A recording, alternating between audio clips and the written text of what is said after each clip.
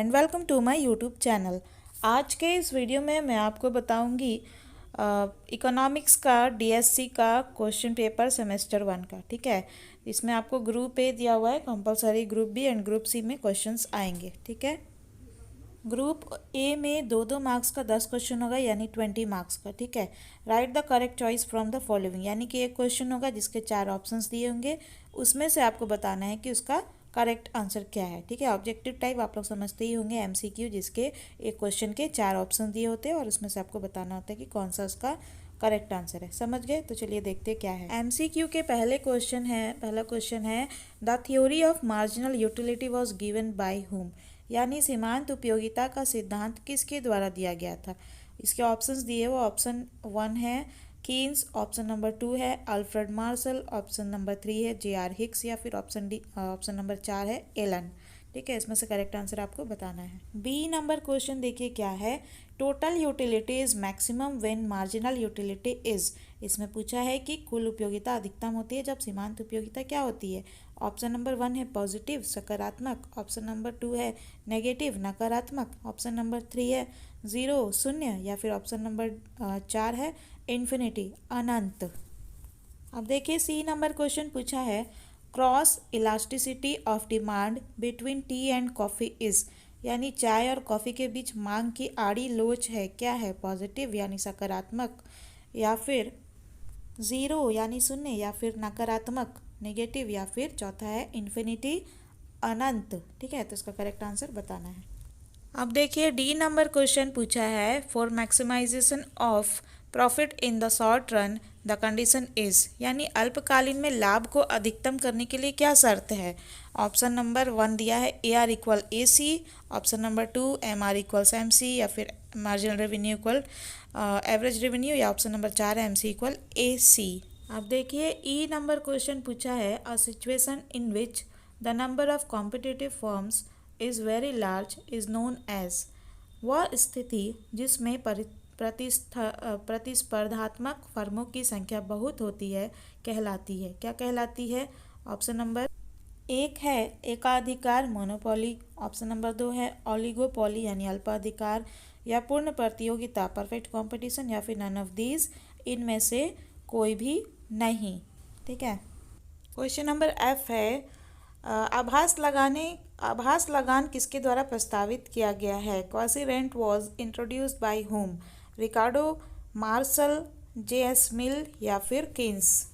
जी number question है profit as reward for innovation was formulated by Hume, यानी लाभ जोखिम उठाने तथा अनिश्चितता सहन करने का पुरस्कार है किसके द्वारा सूत्रबद्ध किया गया है। नाइट, क्लार्क, जे सुम्पीटर, या फिर कालेकी। एच नंबर क्वेश्चन पूछा है which of the following cost curves is not U shaped, निम्नलिखित में से कौन सा लागत वक्र जो है यू आकार का नहीं होता है। औसत लागत वक्र, एवरेज कॉस्ट कर्व, या फिर मार्जिनल कॉस्ट कर्व, सीमांत लागत वक्र, या फिर ऑप्शन नंबर 3 है एवरेज वेरिएबल कॉस्ट कर्व, औसत परिवर्तनीय लागत वक्र, या एवरेज फिक्स्ड कॉस्ट कर्व, औसत स्थिर लागत वक्र।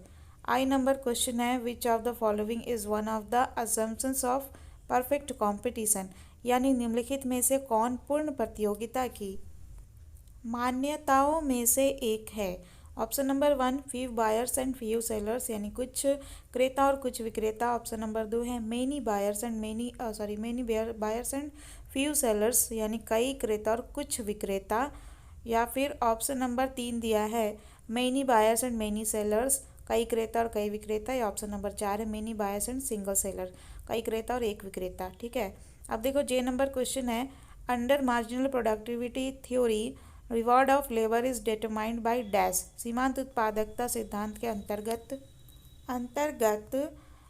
श्रम के लिए पुरस्कार निर्धारित डैश द्वारा किया जाता है। ऑप्शन नंबर 1 है मालिक ओनर, ऑप्शन नंबर 2 है श्रम लेबर, ऑप्शन नंबर 3 है गवर्नमेंट सरकार, या फिर ऑप्शन नंबर 4 है मार्जिनल प्रोडक्ट सीमांत उत्पाद। अब देखिए ग्रुप बी आ गया है। ठीक है, ग्रुप बी में 5-5 मार्क्स का 4 क्वेश्चन आएगा आप लोगों को, यानी 20 मार्क्स टोटल, 8 क्वेश्चन जिसमें से आपको 4 करने हैं। ठीक है, तो अच्छा खासा ऑप्शंस दिया हुआ है, इसमें से आप डिसाइड कर लीजिएगा अच्छे से कि आपको कौन सा क्वेश्चन का आंसर अच्छे से आता है। इसको क्वेश्चन चूज़ करना बहुत इंपॉर्टेंट होता है, ठीक है। क्योंकि अगर आप लोग जल्दबाजी में दूसरा क्वेश्चन चूज़ कर लिए जो आपको ठीक से नहीं आता है, तो फिर आपका मार्क्स पे असर पड़ेगा, मार्क्स कम आएगा, ठीक है। तो देखिए कि सिर्फ 4 देना है। दूसरा क्वेश्चन है state any 4 properties of indifference curves, उदासीनता वक्र के किन्हीं 4 विशेषताओं का उल्लेख करें। तीसरा प्रश्न है explain the relationship between average cost and marginal cost curves, औसत लागत एवं सीमांत लागत वक्रों के बीच संबंध को समझाइए। चौथा प्रश्न है डिफाइन मोनोपोली, यानी एकाधिकार को परिभाषित करिए। एकाधिकार से आप क्या समझते हैं ये आपको बताना है इसमें, ठीक है। Monopoly, what do you understand by monopoly, monopoly क्या होता है। पांचवा क्वेश्चन है state the assumptions of marginal productivity theory of distribution, वितरण की सीमांत उत्पादकता सिद्धांत की मान्यताओं का उल्लेख करें। छठा प्रश्न है व्हाट इज क्वाजी रेंट, आभास लगान क्या है। सातवां प्रश्न है डिफाइन लिक्विडिटी ट्रैप, तरलता जाल को परिभाषित करें। आठवां प्रश्न है distinguish between gross profit and net profit, यानी कुल लाभ तथा वास्तविक लाभ में अंतर को स्पष्ट करने के लिए इसमें कहा गया है, ठीक है। और इसके बाद देखिए नवा प्रश्न होगा एक 8 तक हो गया आपका 5 मार्क्स का। नवा क्वेश्चन जो है 9, 10, 11, 12, ठीक है। जो 15 मार्क्स का जो दिया हुआ है उसमें से आपको केवल 2 करना है। 4 क्वेश्चन दिए ऑप्शन में आपको, उसमें से 2 आपको करना है, ठीक है। 9 नंबर क्वेश्चन है what is law of demand, explain the factors affecting the demand of any commodity, मांग का नियम क्या है। इस किसी वस्तु की मांग को प्रभावित करने वाले तत्व का उल्लेख कीजिए। 10वां प्रश्न है व्हाट इज एन इसेक्वेंट, यानी कि इसेक्वेंट सम उत्पाद वक्र क्या है।